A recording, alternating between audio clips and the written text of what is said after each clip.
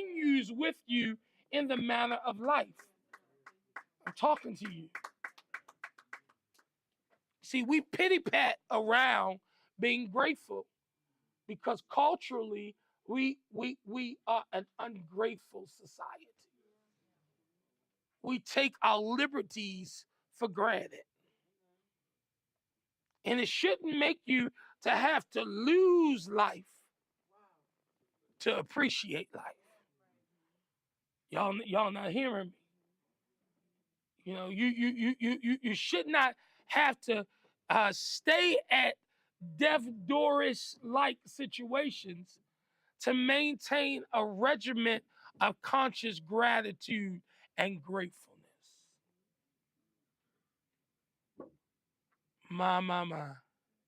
So the gate acts as the place of entering with thanksgiving, suggests the recognition of God's greatness and the joyful anticipation of worship. So when I come in, I should be anticipating because of the freedom that has been extended to do what? Worship Him. It shouldn't take no pumping, no prodding. I shouldn't have to be smooth. I shouldn't have to be massaged into worship. It should, when I enter the gates. So in our content, the gates would be the door to the sanctuary. No matter what door it is, the side door, the front door, the office door, when I enter into the gates, I should have, watch this, almost near a complex to say I'm supposed to worship.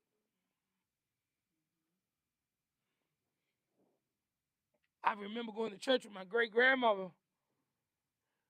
and, we would get out the car.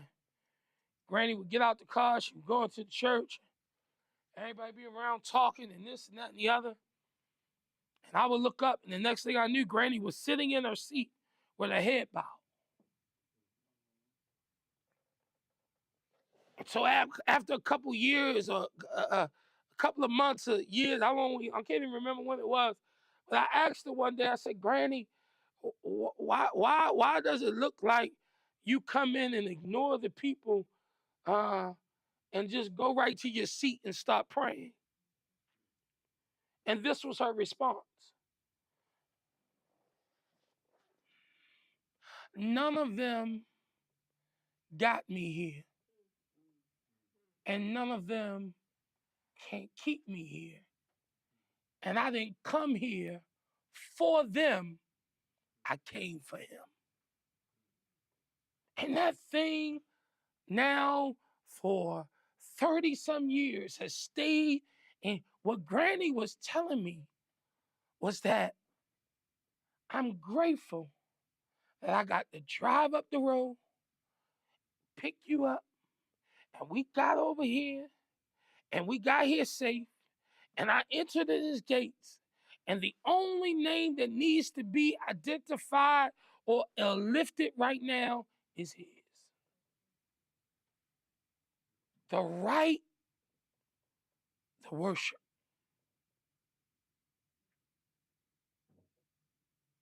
And when you do the historical backdrop and drop back into the middle passage and all of these things and see where they had to hide to worship. They sang songs and Negro spirituals and things to get them through to areas where it was safe to worship. You know where the location is. You know where the building is. You've had access to worship. But are you grateful enough and mindful enough that when you enter the gate of the Lord, watch this, that you develop a joyful anticipation of worship? See, it's good when it's somebody else's responsibility, but we quiet when it's ours. It's good when God is responsible for the outcome, But what happens when you're responsible for the introduction? He said, I gave you access. Now what you going to do with it? Right? Yeah. Ask your neighbor, what are you doing with your worship?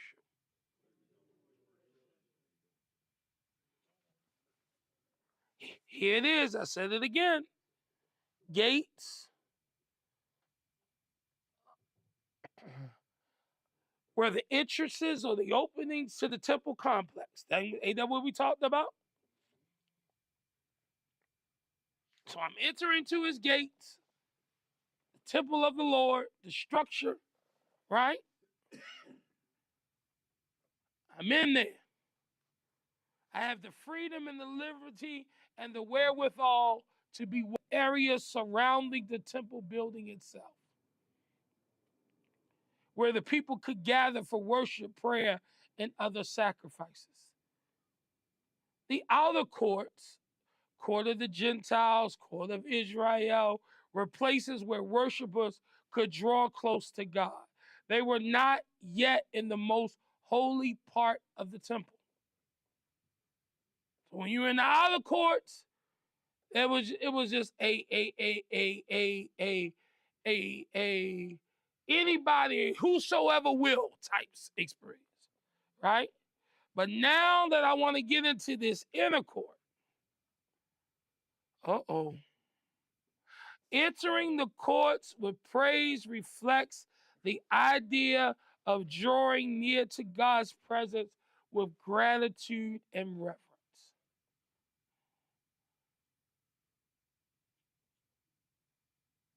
Right? And so, in this context, the gates and the courts are symbolic of moving from the outer to the inner, into the sacred space of God. At one point, this was not a right, right? When it was time to go before God, only the priest could go, right? The culture and the law says the priest can go to make the sacrifice, whatever, the atonement for the sin. He could be smited and die just standing at the ark, mishandling it, or come on, y'all, you understand? And God says, I don't want you to be at the outer court. I want you to come inside. I've given you permission now to come inside